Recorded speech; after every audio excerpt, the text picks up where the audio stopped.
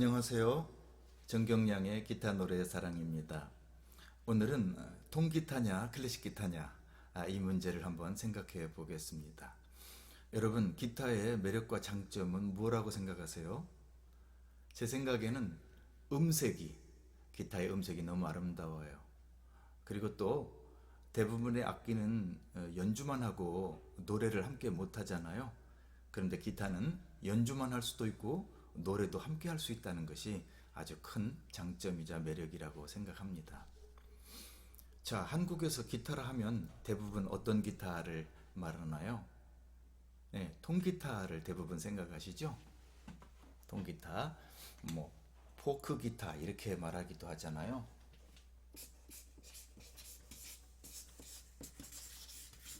네, 울림통이 있는 기타다 그런 말이지 않겠습니까? 자, 그런데 만약에 기타의 본고장 나라인 스페인을 비롯한 유럽에서 기타를 말하면 어떤 기타를 가리킬까요? 네, 그곳에서는 클래식 기타를 대부분 가리킵니다.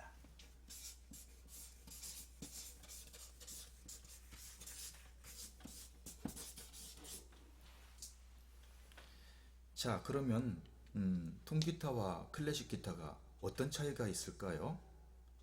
두 기타 모두 소리가 울리는 그 울림통이 있는 건 공통점이에요. 그런데 이제 한 두 가지 정도 차이점을 말하자면, 통기타는 기타 줄이 쇠줄이에요. 쇠줄이고 클래식 기타는 나일론 줄로 되어 있어요. 그래서 통기타는 줄이 쇠줄이기 때문에 그 음색이 다소 경쾌한 금속성의 음색이 이제 나옵니다. 반면에 클래식 기타는 나이론 줄이니까 좀 더 부드럽고 서정적인 음색을 냅니다. 네. 어떤 음색이 더 좋으느냐? 이것은 취향의 문제이기 때문에 선호도가 다 다를 겁니다. 제 경우는 어렸을 때 맨 처음 통기타를 한 1년 가까이 공부하면서 연주했거든요. 그런데 클래식 기타의 매력에 푹 빠지게 되어서 곧바로 클래식 기타로 바꿔가지고 지금까지, 올해가 이제 2023년이잖아요. 55년째, 무려 반세기가 넘는 세월 동안 클래식 기타를 연주해오고 있습니다. 보면 통기타를 연주하시는 분들은 왼손가락 끝, 지판을 짚는 왼손가락 끝이 많이 아프다고 호소하는 분들이 많아요.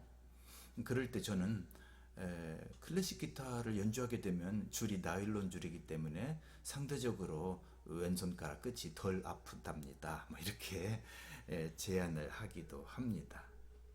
그리고 또 통기타와 클래식 기타는 그 음악의 가능성이 조금 다르다고 할 수가 있겠는데요. 클래식 기타는 클래식 음악만 연주하는 것이 아니라 사실 굉장히 다양한 장르의 음악을 연주할 수 있고요. 또 통기타와 마찬가지로 노래와도 아주 잘 어울리는 악기예요.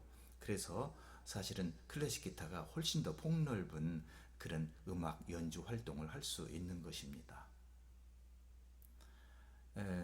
이렇게 얘기하면 통기타를 연주하시는 분들은 좀 아쉽다고 생각하실 수가 있겠죠? 사실은 두 악기 모두 다 너무나 매력적인 악기이기 때문에 어떤 기타를 가지고 연주해도 평생 동안 연주할 수 있는 가능성이 무궁무진하지요. 그러나 만약 어떤 기타를 가지고 공부해 볼까 이렇게 처음 망설이시고 궁리하시는 분이 계시다면 저는 단연코 클래식 기타를 추천합니다. 제 평생 동안 클래식 기타를 연주해 오면서 너무나 즐겁고 행복했거든요. 그래서 통기타도 물론 좋고 클래식 기타를 함께 하신다면 정말 아름다운 그런 연주 생활을 하실 수가 있을 것 같아요.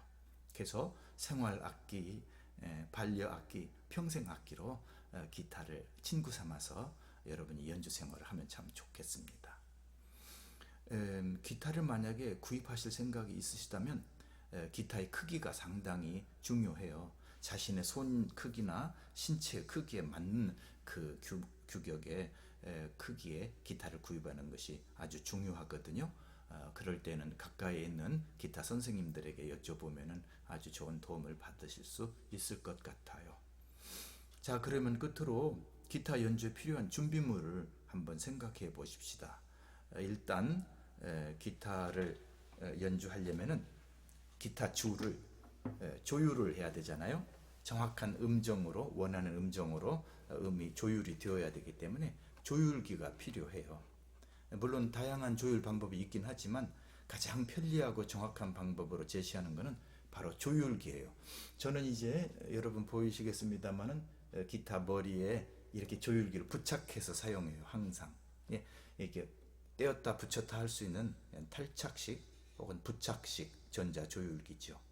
이 조율기는 뭐 만약에 무대에서 합주를 할 때 주변이 시끄러워도 이 줄의 진동을 통해서 음을 감지해서 조율하기 때문에 아무런 방해를 받지 않고 쉽게 조율을 할 수가 있어요. 그래서 이런 조율기를 사용하시는 걸 권장하고요.